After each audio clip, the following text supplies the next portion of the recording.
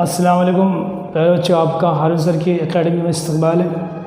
अभी हम लोग इस वीडियो में नंबर लाइन के मुतालिक यानी कि अददी ख़त के ताल्लुक़ से पढ़ने वाले हैं। अददी ख़त पर अदात का इजहार किस तरह से किया जाता है, नुकात को अदात के ज़रिए कैसे ज़ाहिर कर सकते हैं, कौन सा अदद किस नुक्ते को ज़ाहिर कर रहा है, कौन से नुक्ते पे कौन सा अदद मौजूद हैं, इसके तमाम तफसीलात हम इस वीडियो में पढ़ने वाले हैं। आप हमारी इस जो वीडियोस चल रही है, ये जो हम फाउंडेशन कोर्स पढ़ रहे हैं, ये जो कोर्स हैं, ये जो पॉइंट्स हैं बहुत ही अहम और इम्पोर्टेंट पॉइंट्स हैं जो आपको कॉम्पिटिटिव एग्ज़ाम की तैयारी के लिए काफ़ी मुफीद साबित होंगे। तो चलिए हम बगैर वक्त खोए हुए नंबर लाइन की तरफ जाते हैं। नंबर लाइन को समझने की कोशिश करते हैं कि नंबर लाइन क्या है, उसे कैसे ज़ाहिर किया जाता है, इस पर सही अदाद, तबई अदाद, मुकम्मल अदाद और इसके साथ साथ नातिक अदाद को नंबर लाइन पर कैसे ज़ाहिर करेंगे, ये हम आज इसके बुनियाद को पढ़ेंगे इंशाअल्लाह। चलिए देखते हैं इसको। चलिए, तो नंबर लाइन है, एक अददी ख़त है। आपका अददी ख़त के बारे में मालूम है कि हम यहाँ पर कहीं तो भी एक ज़ीरो दरमियान नहीं बोल सकते, हम यहाँ पे ज़ीरो ले लेंगे। और इसके जब हम राइट साइड चलते हैं, राइट साइड जो अदाद का इज़हार किया जाता है वो पॉजिटिव होते हैं, हमेशा याद रखिए। राइट साइड में ज़ाहिर किए जाने वाले अदद क्या होते हैं, पॉजिटिव मस्बत अदद होते हैं। और लेफ़्ट साइड में जो अदद ज़ाहिर किए जाते हैं वो निगेटिव होते हैं, मनफी होते हैं, याद रखिए। अभी हम पहले अदाद का इज़हार करना सीख लेते हैं। वह यहाँ पर हम अदाद का इज़हार कर लेंगे इसके ऊपर। तो इस तरह से हम 1 2 3 ऐसे बहुत सारे अदाद हम इस अददी ख़त पर दिखा सकते हैं। चूँकि यहाँ पर देखिए सेम डिस्टेंस में हम लेते हैं -1। अगर हम लेफ़्ट साइड अदद दिखाते हैं तो वो -1 -2 और इस तरह से -3 -4 -5, ये लामहदूद मामला है।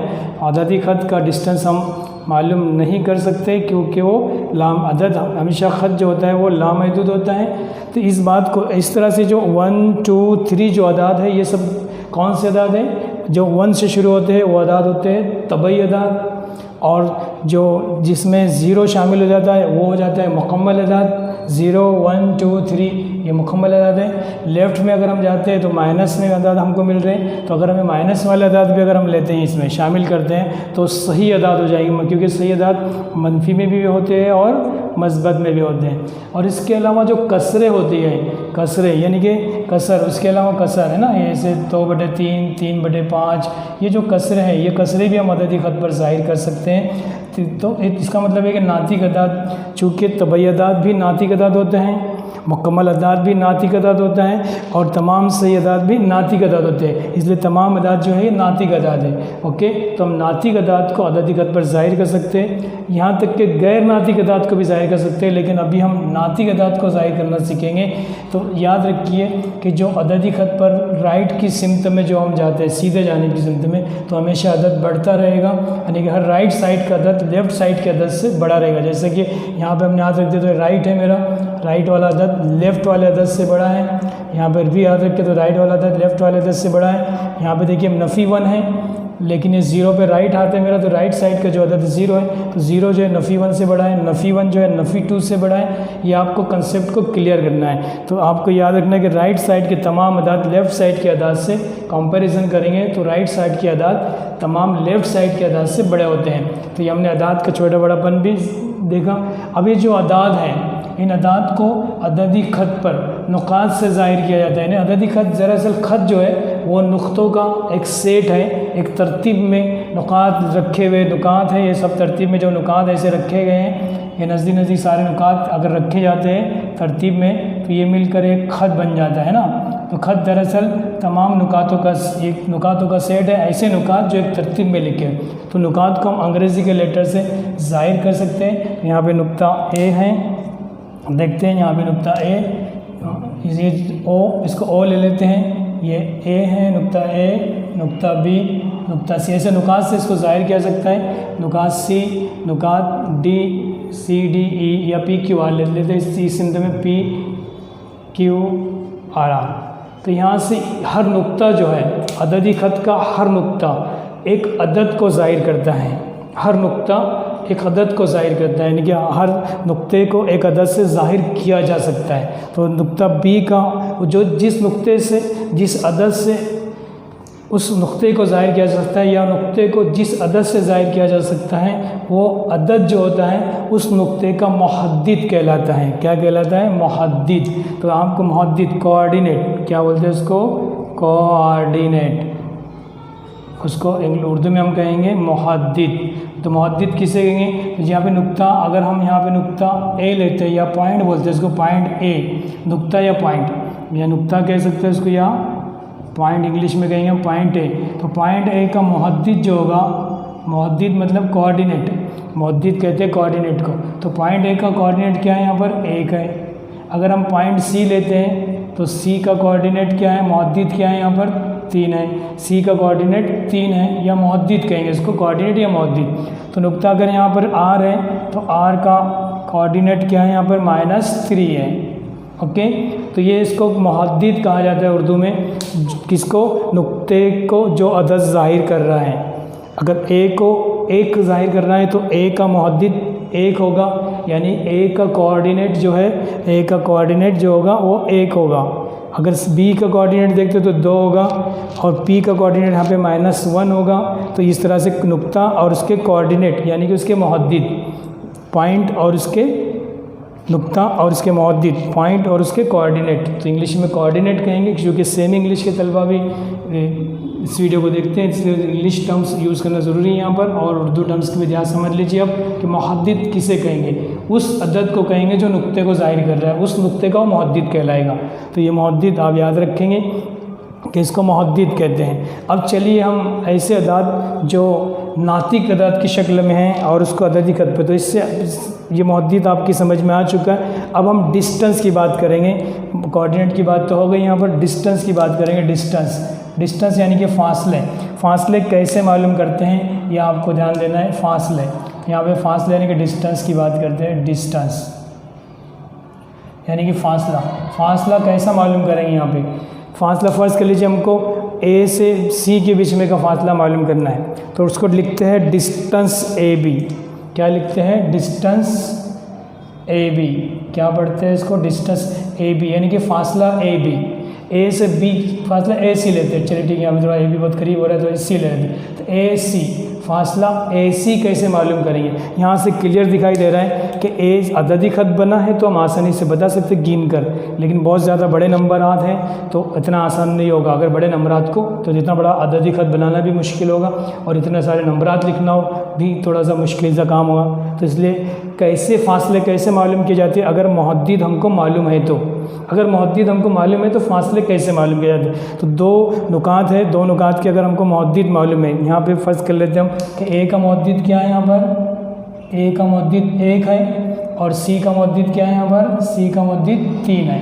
ओके, ए और सी के मुहद्दिद हमको मालूम है, ए का मुहद्दिद 1 है और सी का मुहद्दिद है, और हमको फासला ए सी मालूम करना है। तो यहाँ पे ध्यान रखिए, एक बात ध्यान रखना है आपको कि यहाँ दोनों मुहद्दिद में से जो बड़ा मुहद्दिद है उसमें से छोटे मुहद्दिद को नफ़ी करते हैं। तो यहाँ पर 3 क्या है? बड़ा है, किससे? 1 से। तो यहाँ क्या करेंगे हम? 3 में से 1 निकालेंगे, तो जवाब कितना आएगा? 2। तो ये हो गया फासला ए सी। फासला ए सी 2 जवाब आया, 2 गिनते, यहाँ से लेकर 1 और यहाँ से लेकर 1, 1 और 1, 1 और 1, 2 हो गया। तो जवाब भी 2 आया। इस बात का ख्याल रखना है कि बड़े मुहद्दिद से छोटे मुहद्दिद को तफरीक करते हैं। मुहद्दिद, नुक्ते का मुहद्दिद अगर हमको मालूम है, अददी ख़त नहीं भी दिया जाए तो हम फासले, दोनों नुकात का दरमियानी फासला आसानी से मालूम कर सकते हैं। तो हम यहाँ पे फासला मालूम किया, हमको फासला ए सी, इसको क्या पढ़ेंगे? फासला ए सी, डिस्टेंस ए सी। अब मुझसे डिस्टेंस बी क्यू मालूम करना है। क्या मालूम करना है? Distance B Q. मैं मिटा रहा हूँ यहाँ से, देखिए डिस्टेंस बी क्यू। अब मुझे डिस्टेंस बी क्यू मालूम करना है। Distance B Q, distance B Q मालूम करना है, यानी कि बी क्यू का फासला मालूम करना है। फासला बी क्यू। ओके, बी से क्यू का फासला मुझे मालूम करना है। अब अभी फ़िलहाल तो हम ये अददी ख़त से ही मालूम कर लेंगे, तो समझ लीजिए फासला बी। तो इसको कैसे लिखते हैं? डिस्टेंस को डी लगा, डी यानी कि डिस्टेंस, ये जो डी है डिस्टेंस बोलते हैं फासले को। तो यहाँ डिस्टेंस हम लेते हैं बी क्यू। इसको लिखने का तरीका यह है, ये तो समझ गए। अब हम बी का मुहद्दिद लिखेंगे। बी का मुहद्दिद क्या है? यहाँ पर 2 है। बी का मुहद्दिद 2 है और Q का मौद्दिद क्या है यहाँ पर, Q का मौद्दिद नफ़ी 2 है। अब दोनों में कौन सा बड़ा है अदद? मैंने कहा था कि अददी ख़त पर हमेशा राइट जानिब के अदद लेफ़्ट जानिब के अदद से बड़े होते हैं। जब अददी ख़त ना दिया जाए तब कैसे पहचानेंगे? तो वेरी सिंपल, हमेशा पॉजिटिव नंबर नेगेटिव नंबर से बड़ा होता है ना। तो पॉजिटिव 2 है तो यहाँ 2 बड़ा है किससे? नफ़ी 2 से। ओके, तो यहाँ क्या करेंगे, 2 में से माइनस करेंगे -2 को, चूँकि ये -2 है, छोटा अदद है और ये 2 है, 2 में से माइनस करेंगे -2 को, चूँकि बड़े मौद्दिद से छोटे मौद्दिद को माइनस करना है, बड़े मौद्दिद से छोटे मौद्दिद को, छोटा मौद्दिद -2 है उसको माइनस करना है। तो माइनस को माइनस से मल्टीप्लाई करने पर ये प्लस हो गया और आंसर आ गया 4। अगर आप यहाँ देखते हो तो 4 है कि नहीं, बी और क्यू के बीच में 4 है कि नहीं? देखो यहाँ से देख, 1, ये 2, ये 3 और ये 4। ओके, तो जवाब भी 4 आ रहा है। तो इस तरह से हम फासले मालूम कर सकते हैं। तो यहाँ हम बेसिक पढ़ रहे थे, हमने मुहद्दिद देखा, अददी ख़त देखा, अददी ख़त पर तमाम अदाद ज़ाहिर किए जा, नातिक अदाद, तमाम नातिक अदाद अददी ख़त पर ज़ाहिर किए जा सकते हैं, यहाँ तक कि गैर नातिक अदाद को भी ज़ाहिर किया जा सकता है। ये सही अदाद हैं जो मनफी और मस्बत की शक्ल में जो 1 से शुरू होते हैं वो तबई अदाद हैं, जो 0, 1, 2, 3, 4 है वो तबई, वो मुकम्मल अदाद है। मुकम्मल अदाद भी नातिक अदाद होते हैं, तबई अदाद भी नातिक अदाद होते हैं, इसलिए तमाम अदाद को हम नातिक अदाद कहेंगे। और नातिक अदाद को अभी अब नातिक अदाद की तरफ हम जाएंगे, मतलब कसरों को किस तरह से अददी ख़त पर ज़ाहिर किया जाएगा वो हम इस बेसिक में देखने वाले हैं। तो आपको फ़ासला कैसे मालूम करें, फ़ासले कैसे मालूम करते, मैंने आपको 2 मिसालें लेकर बताया कि कैसे मालूम करते। वैसे फ़ासला बी की मालूम करना तो बी का मौद्दिद हमको मालूम होना चाहिए और क्यू का मौद्दिद मालूम होना चाहिए। दोनों मौद्दिद में बड़ा मौद्दिद में से छोटे मौद्दिद को नफ़ी करेंगे, बड़े मौद्दिद से छोटे मौद्दिद को, यानी कि कोऑर्डिनेट को, बड़ा कोऑर्डिनेट एंड छोटा कोऑर्डिनेट, बड़ा कोऑर्डिनेट में से छोटे कोऑर्डिनेट को माइनस करेंगे, माइनस को माइनस से मल्टीप्लाई किया था तो प्लस हो गया था, 2 और 2 कितना हो गया यहाँ पे 4 हो गया। ओके, इस तरह से यहाँ पे भी हमने मिसाल देखे, ए और सी, ए का कोऑर्डिनेट 3 है, मौद्दिद 3 है, सी का कोऑर्डिनेट 1 है, बड़े में से छोटे को माइनस किए, मैंने यहाँ आपको बताया था, और जिस तरह से दोनों का डिस्टेंस मालूम हुआ। तो यहाँ पर हमने डिस्टेंस मालूम करना सीखे, मुहद्दिद सीखे, अददी ख़त सीख लिए। अब हम अददी ख़त पर रैशनल नंबर यानी कि नातिक अदद को कैसे शो करेंगे वो देखते हैं। देखिए कुछ अदाद नातिक अदाद दिए गए, ये नातिक अदाद है, ये भी नातिक अदाद है, ये नफ़ी में और जमा में वगैरह दिए गए। इन नातिक अदाद को हमको अददी ख़त पर ज़ाहिर करना है। तो गौर कीजिए, यहाँ पे नस्ब नुमा कितना है, 3 है, तो 3 है और ये 1, 2 और 3। यहाँ इस तरह से हम यहाँ पर अगर मुहद्दिद के साथ नुकात ज़ाहिर कर देते हैं तो आप आसानी से समझ जाएंगे। अददी ख़त पर हम इन अदाद को ज़ाहिर करते हैं। तो यहाँ नस्ब नुमा कितना है, 3 है, तो ये इकाई फासले के 3 हिस्से करेंगे।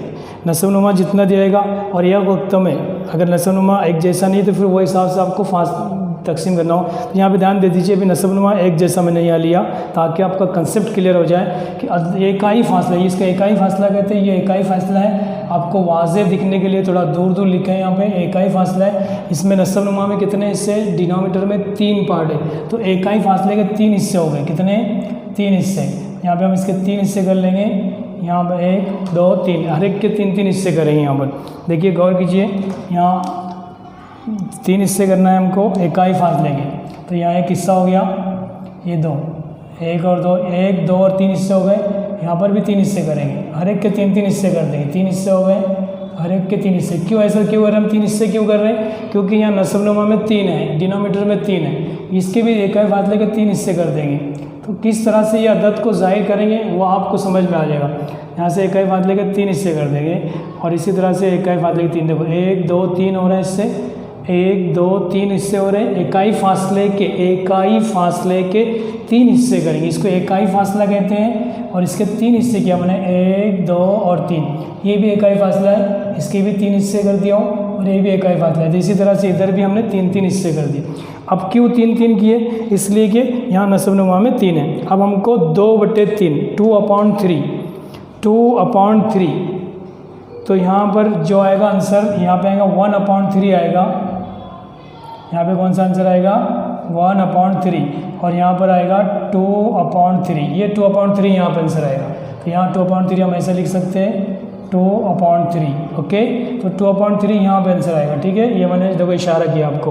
तो 1, 2, 1/3, 2/3, 3/3 1 हो जाएगा 3/3।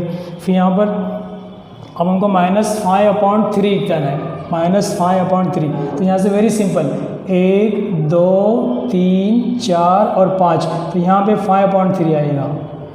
यहाँ पे कितना आएगा 5/3, ओके। तो ये पॉइंट्स यहाँ पर जो जाहिर करेगा ये 5/3 को जाहिर करेगा।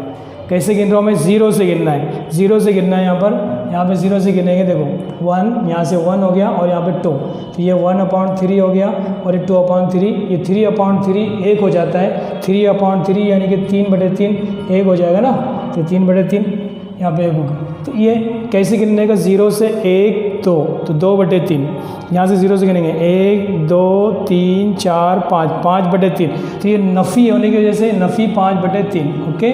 ये बात समझ में आई आपको। यहाँ पर माइनस है तो इसलिए माइनस को लेफ्ट 0 के लेफ्ट की जानिब चलेंगे और प्लस के लिए 0 के राइट की साइड चलेंगे। अब यहाँ पे -7 है तो यहीं से वापस गिनेंगे हम 1, 0 से, 0 को नहीं गिनने का, 1, 2, 3, 4, 5, 6 और ये 7। तो यहाँ पर 7/3 आएगा। क्या आएगा यहाँ पर 7/3, ये -7/3 यहाँ पर आएगा। तो देखिए कितना आसान है नंबरिंग करना अददी खत पर। यह है रैशनल नंबर, यह है नातिक अदद। नातिक अदद को अददी खत पर नंबर लाइन पर शो करना है। आखिरी में 9/3 है, देखिए गौर कीजिए 9/3। तो 0 से गिनने का वापस 1, 2, 3, 4, 5, 6, 7, 8 और 9, यहाँ पे 9/3 आएगा। ये 9/3, हालांकि 9/3 नहीं लिखते, उसका जवाब 3 ही आता है। 9/3 का जवाब 3 आएगा ना, यहाँ पे तो 3 ही आएगा ना, यहाँ पर देखो है ना। आपको कंसेप्ट क्लियर करने के लिए बताया हूँ कि 3 को कैसे शो करें। तो 9/3 यानी कि 3, तो 3 यहाँ पर आएगा, ओके। 3 है ऑलरेडी वहाँ पे, 9/3 का मतलब ही 3 होता है। तो यहाँ तक हमने गिनते गए थे और इस तरह से इसको अददी खत पर हम दिखा सकते हैं। तो हमने अददी खत पर 2/3 दिखाया, बात समझ में आई आपके। 1, 2, 2/3, तो बहुत सिंपल है। अगर 5/3 को बताना था तो हम 0 से 1, 2, 3, 4, 5, 5/3। सबसे पहले हमने क्या किया कि यहाँ पे नस्ब-नुमा में जितना अदद लिखा हुआ है उतने इकाई फासले के उतने हिस्से किए। यहाँ पर 3 लिखा हुआ था तो हमने 3 हिस्से किए और इस तरह से अददी खत पर अदाद को जाहिर किया जाता है। आप सोच रहे हैं नीचे 5 रहेगा तो यस, तो फिर हमको इकाई फासले के 5 हिस्से करना होंगे। अगर नस्ब-नुमा में 7 लिखा रहेगा तो हमको इकाई फासले के 7 हिस्से करना होंगे। तो जितना नस्ब-नुमा में लिखा रहेगा, जितना डिनोमिनेटर में अदद होगा उतने उसके इकाई फासले के हमको हिस्से करना होंगे। तो यहाँ अददी खत पर हमने रैशनल नंबर को यानी कि नातिक अदद को कैसे जाहिर करते हैं वो सीखा। वेरी सिंपल, जैसे -7/3 था, -7 चूँकि माइनस है इसलिए 0 के लेफ्ट में चलेंगे और 0 के बाद की लकीर से गिनना शुरू करेंगे 1, 2, 3, 4, 5, 6 और 7। तो 7/3 यहाँ आ गया है। बहुत ही आसान है अददी खत पर अदाद को जाहिर करना। अब इंशाअल्लाह इस पर मुनस्सिर सवालात अगली वीडियो में देखेंगे पार्ट 2 में। तो चलिए अल्लाह हाफिज़, आज के लिए इतना काफ़ी है। चैनल को सब्सक्राइब कीजिए और शेयर कीजिए।